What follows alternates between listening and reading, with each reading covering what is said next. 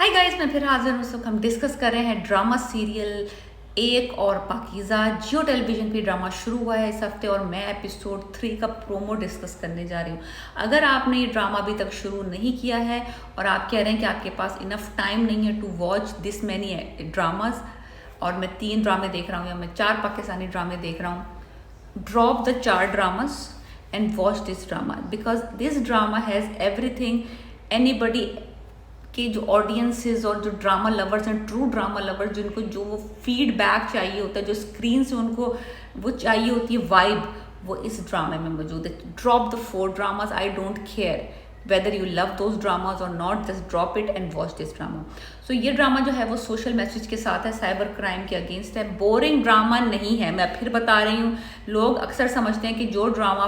कोई social message के साथ है वो बोरिंग है। बोरिंग नहीं है ये ड्रामा, इट्स ब्यूटिफुली डन और कोई स्टोरी डेवलपमेंट नहीं है। क्राइम ऑलरेडी हो चुका है, आगे पीछे टाइमलाइन चल रही है और हमें पता चल रहा है कि क्राइम भी हो चुका है, क्राइम किसने किया वो भी पता चल चुका है, किसके साथ हुआ है पता चल चुका है, उससे पहले क्या हुआ था, उसके बाद क्या हुआ था और अभी क्या हो रहा है। So this 3-4 timelines going right now.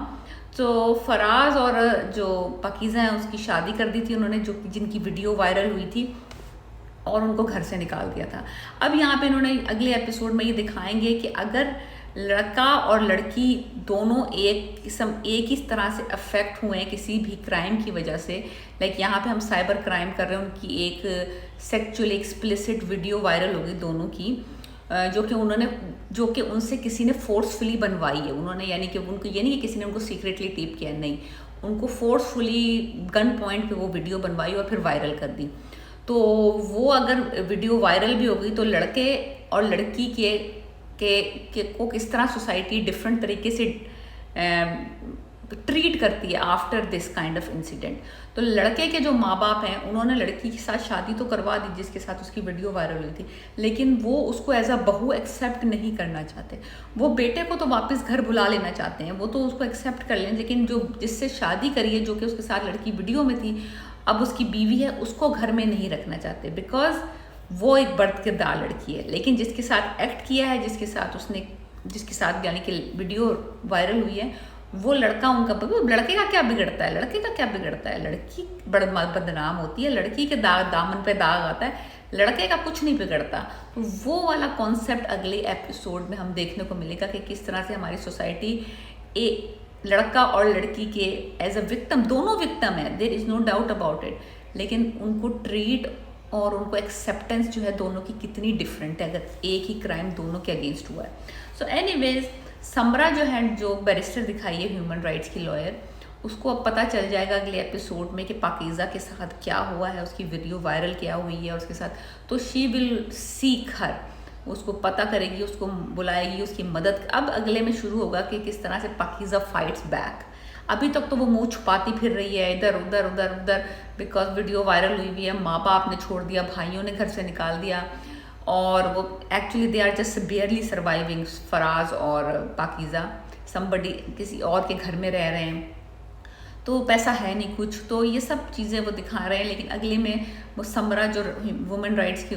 Lawyer है वो उसको सीख करेगी एंड देन आई थिंक वो हिम्मत पकड़ेगी Pakeezah and then the story goes on and then we will know more कि हुआ कैसे था, क्या हुआ था, क्या सर्कमस्टेंसेस बने थे। थोड़ा सा आइडिया तो हो गया है कि क्या हुआ था, लेकिन अब मेजॉरिटी हमें पता चलेगा कि